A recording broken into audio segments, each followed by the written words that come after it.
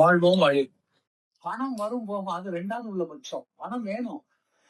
But பணம் எதுக்கு? இந்த உறவுகளுக்காக தானே. உடம்ப பாதுகாக்கிறதுக்கு, உறவுகளுக்கு உதவுவதற்கு, நம்மளுக்கு நம்ம வளப்படுத்துவதற்கு அதுதான். பட் இது எல்லாத்தையுமே கழட்டி விட்டுட்டு நான் மட்டும் இருக்கிறேன்னு சொன்னா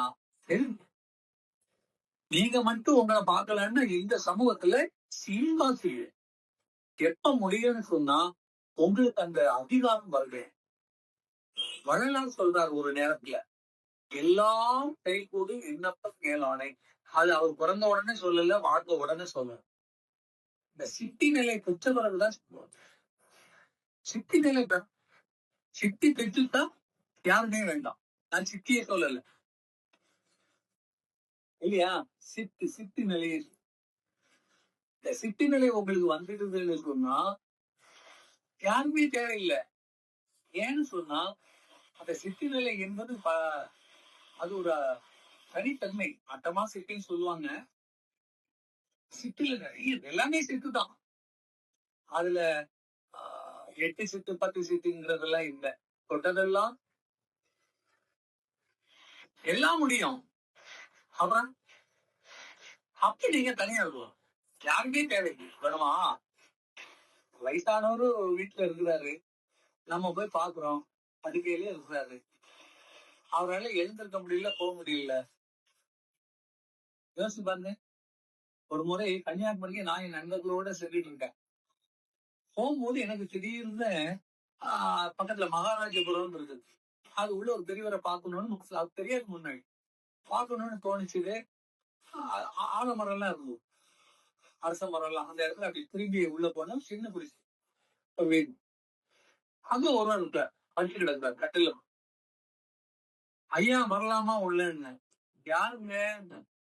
இந்த உள்ள வரலாமா? வாங்க வாங்க, வந்துட்டீங்களா? அப்புறம் என்னன்னு. என் கூட 3 பேர் இருந்தாங்க, நாங்க 4 பேர் உள்ள போறோம். அவர் கட்டிலே தான் படுக்க போறார்.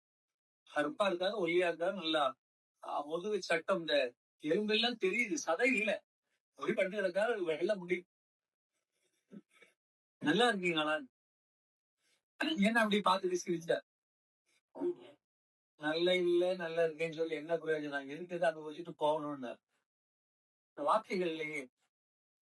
பசங்க எல்லாம் எனக்கு அவர் தெரியும் நினைச்சிட்டாங்க பொழுது தெரிஞ்சுதான் வந்திருக்காரு.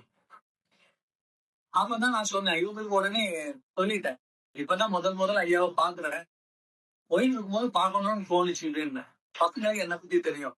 ஓ அப்படியான்னு. ஓ உங்களுக்கு அந்த தாட்ஸ் வந்துருக்குதுன்னா அப்படியான்னு. ஆமான்னு. இப்ப அந்த பெரியவர்கள் ஏதாவது உங்களுக்கு குடிக்க கொடுக்கணுமே, என்ன குடிக்கிறீங்க? என்ன பசங்க இல்ல வேண்டாங்க, நீ சொல்லுங்க. இப்ப நாங்க தானே போய் வாங்கிட்டு வரணும். ஏன்னா அவங்க எதிர்த்து போக முடியாது, படுக்கையில கிடக்குற இல்லையா. கடையில போய் வெளியில போய் ரோட்ல போய் வாங்கணும்.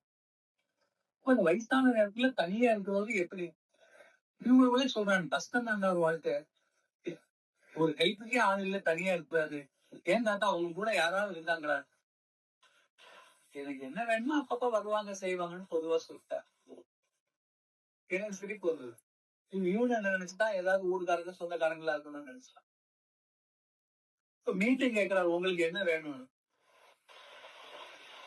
கூட உள்ளவன் சொல்லுவோமா, சொன்னா கொடுப்பாங்க, வாங்கி கொடுப்பாங்களான்னு கேட்கறதுல சொல்லு, என்ன வேணும்?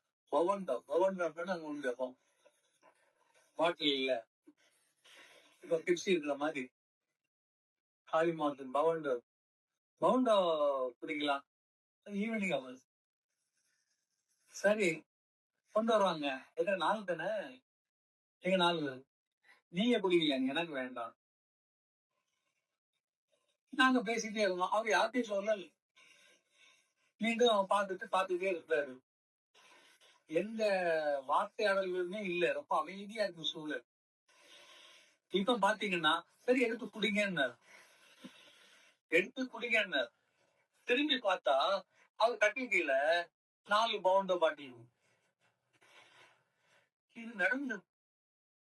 4 பவுண்டோ பாட்டில். பசங்க, தாத்தா யார் வாங்கிட்டு வந்தா, எப்ப வந்தது, எங்க வந்தது? உங்களுக்கு தான் சொன்ன, அதான் போய் வச்சுட்டு போயிட்டாங்க. யாரு வச்சுட்டு போயிட்டா? சிரிச்சுட்டே சொன்ன, சுடல மாடம் வந்த சொல்லமான பசங்களுக்கு பாதி வைக்க கலத்தா. என்ன தாத்தா காமெடி பண்றீங்களா? இதுல என்ன இருக்கு தம்பி? நீங்க கேட்டீங்க வந்துட்டு இத்தனை பாட்டில் எடுத்து பாருங்க. ஆளுக்கு ஒண்ணு கையில எடுத்தோம். புதுசு கடை ஓப்பனே பண்ணல. யோசிச்சு பாருங்க. அப்ப அவருக்கு யாரு வேணும்? அவருக்கு யாரு வேணும்? யாருமே வேண்டாம். யாருமே வேண்டாம்.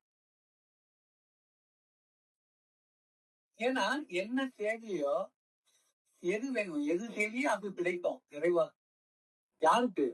சித்தர்களும் ஞானிகளும் எல்லாருக்குமே.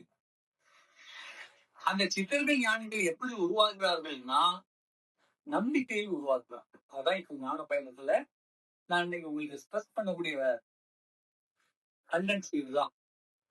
நம்பிக்கை